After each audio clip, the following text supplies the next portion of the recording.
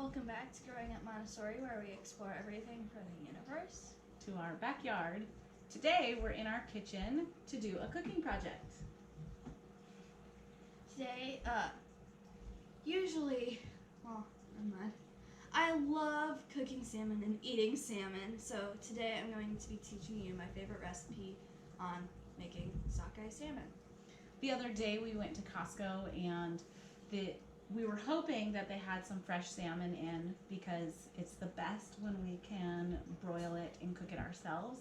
We do like to get the different salmons that they have in their pre-prepared like deli section where you bring them home and bake them, but it's even better when you make it yourself. So today we are going to be making some fresh wild sockeye salmon. So do you want to share a little bit of what you've learned about sockeye salmon? Sockeye salmon are originated in Alaska, and the one we like using the most is Copper River Red sockeye salmon. It comes from the Copper River, and it has 3 other salmon come from that same river.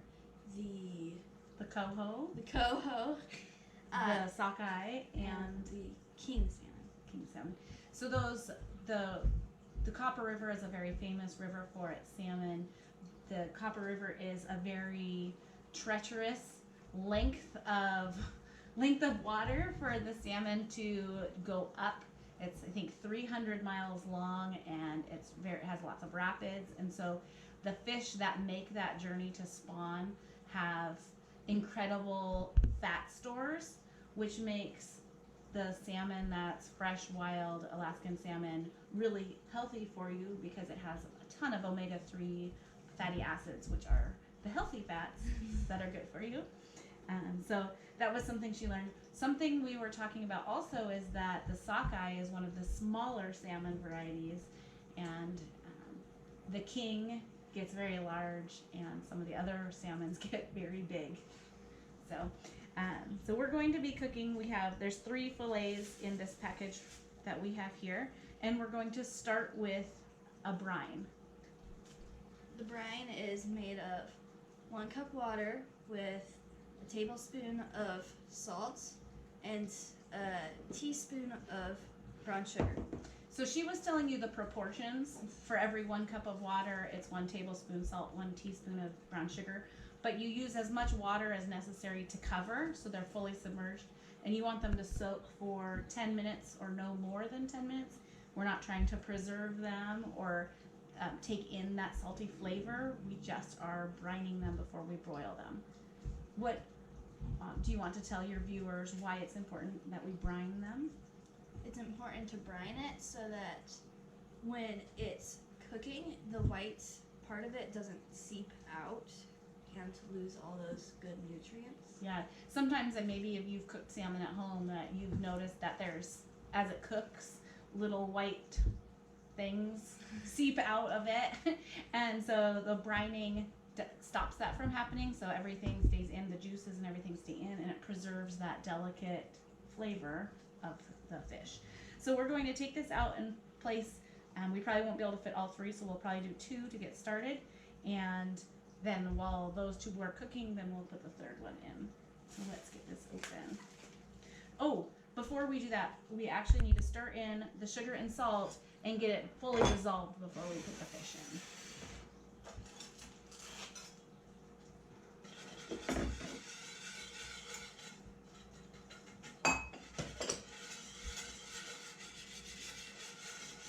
It smells good. This or that? It makes a very nice aroma. We forgot to mention that Selena's our camera person today. Hello. Abby, when we were getting set up, Abby asked if I would cook with her today, and cooking is something that Abby and I do as our kind of our, not necessarily alone time, but it's kind of quality time that we enjoy cooking together. We can never be alone. Yes. If Selena's not in here, then the kittens are in here. And if they aren't in there, the pigs are in here. Guinea pigs. The guinea pigs, and if it's not the guinea pigs, then it's the cat. And when it's none of those, don't worry. We have fire-bellied toads that live in here in the dining room, and 2 Madagascar hissing cockroaches that live just over on the other side of this jungle. So, and a fish. And a fish, sushi. So we're never alone in this house. Okay. Kittens take up a lot of the space. The plants, yes, are taking over. So do you want to place the first one in? So it doesn't matter if you place it skin down or skin up. We're just going to place it skin down because that's how they're in here. And she's going to put those 2 in. And we want to make sure that they're fully submerged, and it looks like they are. That's the important part, is you want them to be fully underwater. So there's a little bit there that's not, but it's not worth adding another cup of water for that little bit. Let's look at this fish while those are getting started. Let's look at the clock. Okay, it's 10 minutes. We don't want to go more than 10 minutes. Here is the scale side, or the skin side of this salmon. It's really pretty cool to see the colors. I smell it. A few years ago, 2 years ago, we were really lucky. We were on a family vacation, and we were in Westport, Washington, and we went into their little aquarium, which we were pleasantly surprised at how nice it was for being a small local aquarium on a back street in a tiny town. And when we were in there, we saw some pictures of fish skeleton reconstruction happening on the wall. And I asked the worker what that was about, and he said, "Oh, let me introduce you to this woman who, I don't know if she was an owner or a manager of the aquarium." Anyway, so she said that they had partnered with a school, I think in Olympia, Washington, and they had taken fish carcasses to that school and buried them, and then let the kids dig them up and reconstruct the fish skeletons. And so these 2 know that any opportunity for something like that, I'm all about. And I was like, how do I get my hands on some fish carcasses?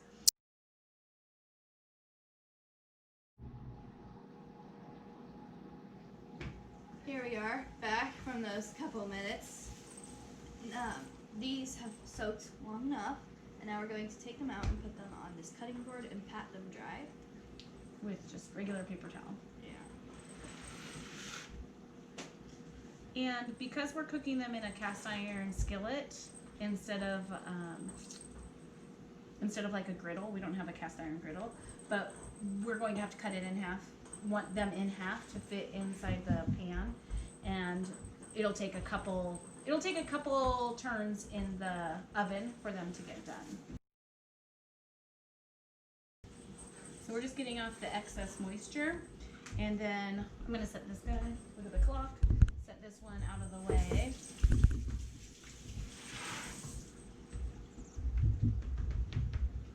This recipe is super simple. Here, there's a towel right here. You don't have to have a whole lot of things. In fact, I was all going, oh my gosh, if we're gonna video that, I'm going to need to go to the store again. And then I thought, oh no, all we do is salt, pepper, butter, and a little bit of lemon juice. That's all we put on there. So Brown sugar and salt also included. that's true. But we always have baking supplies. We don't always have fresh lemons. So here these are. I'm going to cut it in half first so it's ready to go in the pan when we're ready. And because we like it to be a little bit crispy on the bottom on the skin side, we preheated the oven to a high broil with the cast iron skillet already in it. So it's going to come out really hot. And as Abby was teasing me when you were not listening, that the last time we cooked this, I kept saying, don't touch the pan, don't grab that handle. It's very hot. Don't touch the handle, don't touch the handle. And then I turned around. I turned around and then I grabbed the cast iron handle. It's like, don't do that. So we're going to be really careful this time and not do that for real. Hopefully we won't. Yeah. Now I'm going to butter these using, what's this called again? A baster. A baster. This was my favorite job when we first did this. Just buttering up the salmon.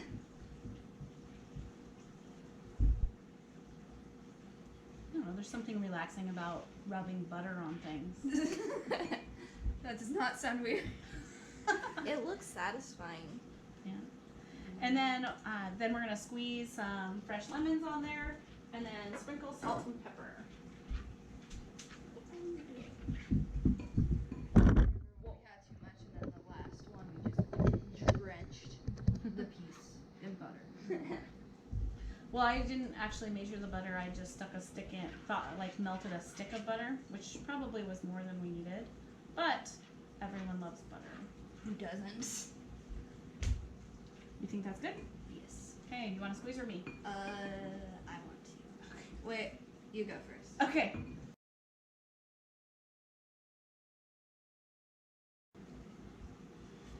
Okay, so we used about a half a lemon per fillet. Okay, and now she's gonna salt and pepper it up.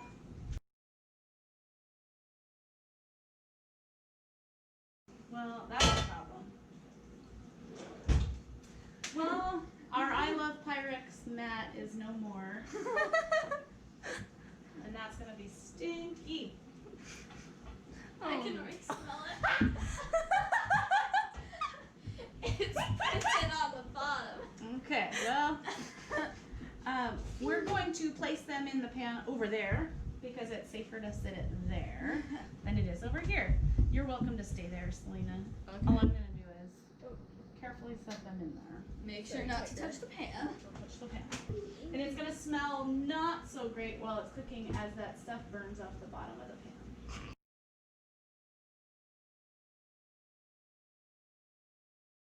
And we're gonna set the timer for 8 minutes. And while that's cooking, if this finishes bathing, it's probably almost done. Brining. Brining. And we have rice in the rice cooker that'll be done in just a few minutes, and we're gonna throw together a quick Caesar salad.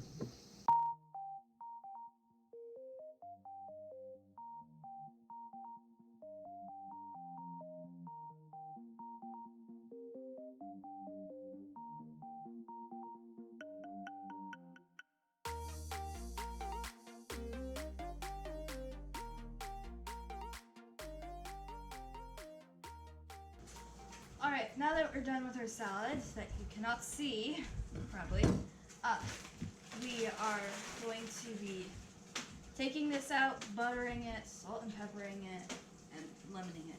And getting it ready to go in the oven. There's just a few minutes left on the first batch that's in. This is the second batch here, and then we'll have a third. And we don't usually buy a bagged salad, but I was in charge of salad for an event and then didn't need it. And so we're having a bagged salad instead of lettuce that we repurposed from guinea pig food. So we'll see you in a little while.